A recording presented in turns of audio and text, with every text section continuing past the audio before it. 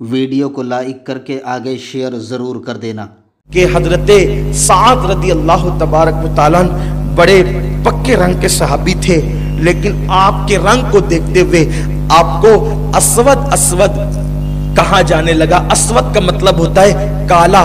حجر اسود کو حجر اسود اس لیے کہتے ہیں کہ وہ کالے رنگ کا پتھر ہے، اسود کا مطلب کالا ہوتا ہے۔ تو حضرت اسود کو سب اسود کہہ کے پکارتے تھے، کالا کالا کہہ کے پکارتے تھے، لیکن حضرت اسود کا حال کیا تھا؟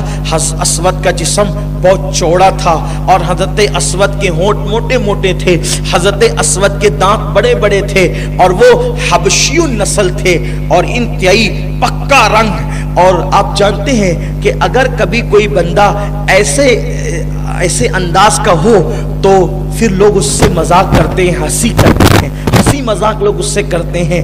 اللہ اللہ، میرے نبی کی شان کیا تھی کہ حضور علیہ الصلوۃ والتسلیم اپنے غلاموں سے بھی اپنی شان کے مطابق کبھی مذاق فرما لیا کرتے تھے۔ ان کی مذاق ہماری طرح نہیں ہوتی تھی، ان کی مذاق ان کی شان کے مطابق ہوتی تھی۔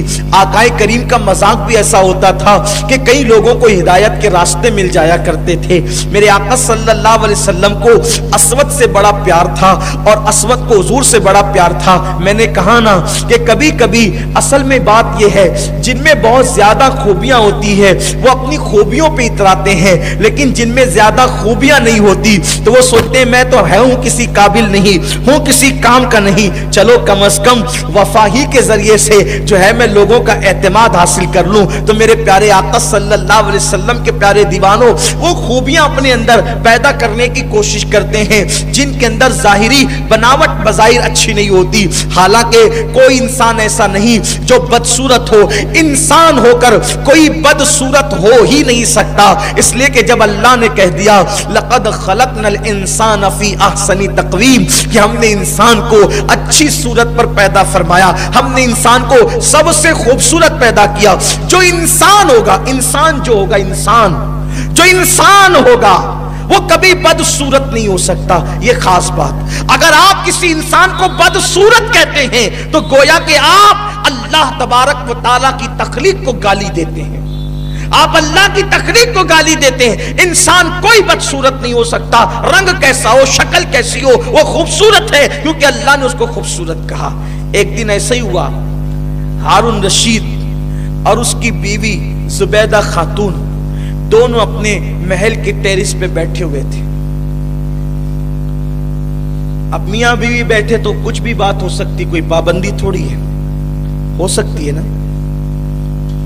ہر جگہ پابندی ہے، یہاں کوئی پابندی نہیں، باتیں کچھ بھی ہو سکتی۔ دونوں باتیں کرتے کرتے، ہارون بھی شاعر تھا اور زبیدہ بھی اچھی شاعرہ تھی، بڑی پڑھی لکھی تھی زبیدہ۔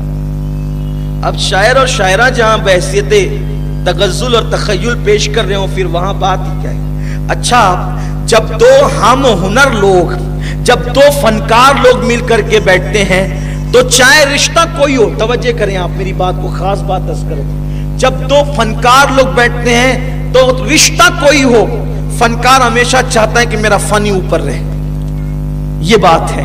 اگر استاد اور شاگرد ہو تو بھی وہ اپنا فن اوپر ہی بتائے گا، باپ بیٹا ہو اور دونوں ایک فن کے ماہر ہوں تو بھی وہ ایسا ہی کرتے ہیں۔ اب وہاں تھے میاں بیوی، بات چاند پر نکل گئی، چاند چمک رہا تھا۔ ہارون نے کہا چاند کتنا خوبصورت ہے، کتنا حسین ہے چاند، کون ہو سکتا ہے اس کی طرح؟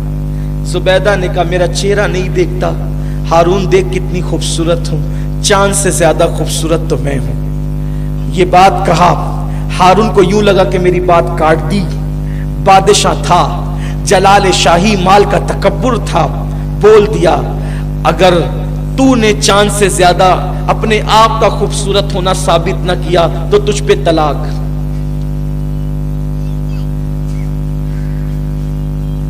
اگر اپنے آپ کا چاند سے زیادہ خوبصورت ثابت ہونا، خوبصورت تو نے اپنے آپ کو ثابت نہیں کیا، تو اس نے اس کی بیوی کو زبیدہ کے لیے طلاق بول دیا۔ بول تو دیا، بادشاہ ہوتے ہی ایسے، دولت کا نشہ ہوتا ہی ایسا ہے، بول دیا۔ آج کل بھی لوگ چھوٹی چھوٹی باتوں پہ طلاق کی بات کرتے ہیں، لیکن ان کو نہیں سمجھ میں آتا کہ طلاق کے بعد تباہی کتنی آتی ہے۔ ہم نے کبھی نہیں دیکھا کہ کسی نے ظلمن طلاق دیا ہو اور اس کے بعد وہ سکون کی زندگی رہا ہو۔